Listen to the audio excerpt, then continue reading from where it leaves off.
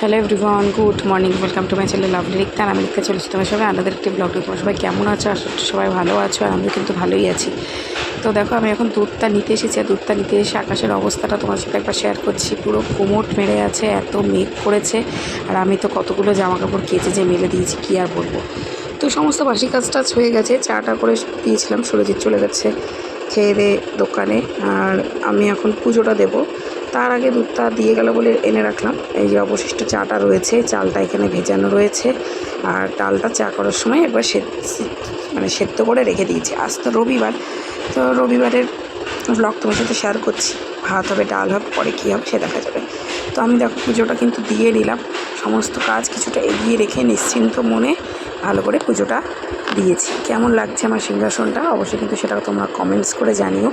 আজকে Sunday special একটা blog তোমার সাথে শেয়ার করব। তো আমার তো মানে পুজো দিতে ভালো লাগে, একটু যদি কোনো নিরিবিলি থাকে, কোনো মেয়েই আমাকে ডিস্টার্ব করবে না। তবে হ্যাঁ, দুষ্টুর ড্রয়িং আছে 8:30 থেকে, তার আগে চেষ্টা করেছি যে কিছুটা কাজ আমি কমপ্লিট করে রাখার। তো সেই জন্যই তাড়াতাড়ি করে কিছুটা কাজ করে রেখে দিয়েছি। এগুলো করতে করতেই তারপরে চলে গেল, মানে ভোটের যেহেতু শেষ প্রচার একদমই, তো সেই জন্য এখন আমাদের পাড়া দিয়ে যাচ্ছে শ্রী পার্থচরতী বলছিলাম বিজেপির র্যালি বেরিয়েছে। এর একদিন একটা র্যালি শেয়ার করেছিলাম, সেটা কিন্তু ছিল তৃণমূলের, কিন্তু আজ যাচ্ছে বিজেপির। আমি তো খেয়ালই করিনি যে পেছনে একটা রথ রয়েছে, তাহলে আমি ভালো করে ফোকাস করে দেখাতে পারতাম। চলে গেল রথটা।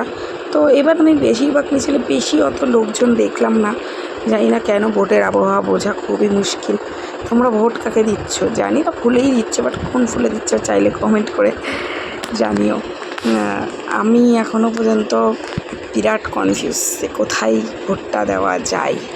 তো তোমাদের সাথে যদি কোনো আইডিয়া থাকে অবশ্যই আমাকে সেটাও সাজেস্ট তোমরা কিন্তু করতে পারো। আর মাঝে মাঝে এরকম খুব রোদ হচ্ছে, মাঝে মাঝে একটু হাওয়া দিচ্ছে, মাঝে মাঝে আবার কিন্তু ছিটাফোটা বৃষ্টি পড়ছে, মেঘ করে আসছে। এই তো হচ্ছে, অতক্ষণে ফুল ঝেপে বৃষ্টি হচ্ছে, গরম কিন্তু কমবে না। তো যাবো এখন রান্নাঘরে, বাদবাকি রান্নাবান্না করব। ডালিয়া বসাবো, মেয়েদের দুটো দুধ জাল দেবো, আর কাতলা মাছ এনে দিয়েছে সুরজিৎ, কাতলা মাছটা রান্না করব। কিন্তু সবথেকে বড় সমস্যা হয়ে গেছে, তোমাদের সাথে আমি ভিডিও শেয়ারই করতে পারিনি। দুটো মেয়ে আমাকে এত পরিমাণে জ্বালিয়েছে যে আমি আসছি দৌড়াতে ওদের কাছ থেকে, গ্যাস ধরাচ্ছি, রান্না করছি, আবার ওদের কাছে যাচ্ছি। এই করতে করতে ক্যামেরা করে যে শেয়ার করার কথাটা, সেটাই আমার মাথাতেই এসেছিল না। দুপুরবেলা খাওয়া দাওয়া যখন ভাত বাড়তে বসেছি, তখন ভিডিওর কথা মনে হয়েছে। তো একবার তোমাদের এক ঝলক দেখাচ্ছি। এখানে রয়েছে আম, ডাল, সাদা ভাত, আর এই ফুলকপি আলুতে আমি কাতলা মাছ রান্না করেছিলাম। কিন্তু রান্না করতে করার শেষের মুহূর্তে আমার কাছে ফোন আসে আমাদের এক জায়গায় যাওয়ার জন্য, নেমন্তন্নের জন্য। তো সুরজিৎ কিছুদিন আগে এই আমুলের আইসক্রিমটা এনেছিল। তো এখন যেহেতু গরম পড়েছে, দুপুরে খাওয়া দাওয়ার পরে একটু আইসক্রিম খেলে কিন্তু ভালোই লাগে। দুটো বাটিতে নিয়েছি 2 মেয়ের জন্য, মেয়েদেরকে খাওয়াতে খাওয়াতে নিজেও 1 চামচ খেয়ে নেব। তো যেটা তোমাদের সাথে শেয়ার করছিলাম, যে হঠাৎই ফোন আসে গাগনাপুর থেকে, আমার মামাবাড়ির থেকে, যে ওরা আজকে রান্নাবান্না করবে ওদের ওখানে খাওয়ার জন্য।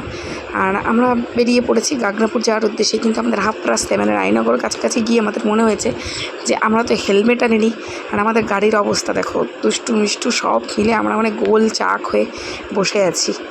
তা ভাবলাম রায়নগরে যেহেতু সুরজিতের বন্ধুর বাড়ি আছে, ওইখান থেকে ওদের হেলমেটটাই নিয়ে নিই।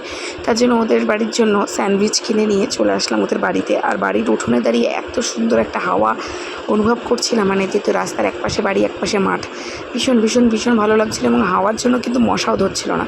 তো যেহেতু সবাই ঘরের মধ্যেই গল্প আড্ডা করছিল, আর জ্যেষ্ঠ মানুষরা তারা উঠোনে বসেছিল, তো বাধ্য হয়ে আমাদেরকেও ঘরেই বসতে হয়েছে। তো ঘরেই চলে যায়। ওদেরকে আমি সাফ বলে দিয়েছিলাম যে আমাদের কিন্তু এক জায়গায় নেমন্তন্ন আছে গাগনাপুরে, যেহেতু গতদিন ওদের বাড়িতে পুজো হয়েছিল, তাই নিরামিষ খাওয়া দাওয়া হয়েছে। আর আজকে সেই জন্য আমিষ খাওয়া দাওয়ার জন্য একটা নিমন্ত্রণ করেছে। তো আমরা কিছু খাবো দাবো না। আমি তো ভেবেছি যে এই চা বিস্কুট স্যান্ডউইচেই এইখানেই ওরা হয়তো ইতি টানবে, কিন্তু না, ওরা আমাদের জন্য নিয়ে এসেছে বিরিয়ানিটা খেতে ভালো ছিল, কিন্তু সত্যি কথা আমাদের যেহেতু নেমন্তন্ন আছে রাত্রিরে, এই 7:30টার সময় বিরিয়ানিটা ঠিক আমাদের মন চাইছিল না। যাই হোক, যেহেতু মানে দিনের শুরুর প্রথম বিরিয়ানিটা খেলাম, তো এইখানের বিরিয়ানিটা আমরা ভক্তি সহকারেই খেয়েছি। কিন্তু যখন আমরা গাগনাপুরে পৌঁছাই, ছোটো মমিদের ঘরে আমাদের নেমন্তন্নটা ছিল। প্রথমে ছোটো মমির ঘরেই যাই, সবার সাথে দেখা করি। আর ভাইয়ের মামার আবদার ছিল, ওরা হলো আমাদের ওখানকার লাল দই খেতে চাই। আমাদের ওখানে একটা দোকান আছে আমাদের বাড়ির এলাকায়, ওখানে খুব ভালো দই বানাই। সাদা দই তো সব দোকানেই পাওয়া যায়, বাট একটা লাল ক্ষীরের নবদ্বীপের মতনই দই, কিন্তু নবদ্বীপের দই তো নবদ্বীপের দই, ওরকমই কিছুটা কপি করা। তো সেটা তো বেশ, মামি চাটা দিল, দিয়ে সব ঘরে ঘরে গেলাম, সবার সাথে দেখা করলাম। আর নেমন্তন্ন বাড়ির স্পেশাল মেনু কি, সেখানেও বিরিয়ানি, চিকেন চাপ। মানে এই দেখে আমাদের মাথা পেট সব মানে ওভারলোডের ঘোরাতে শুরু করেছে যে এত কি করে একটা মানুষ খেতে পারে। তারপর তো চাটনি, পাঁপড়, দই, মিষ্টি এগুলো তো ছিলই। যাই হোক, বলতে পারছি না, যেহেতু রান্না করেছে আমাদের জন্য, আমরাই ওদের বাড়িতে ঢুকে বিগার একটা ঝামেলা পাকিয়ে দিয়েছি।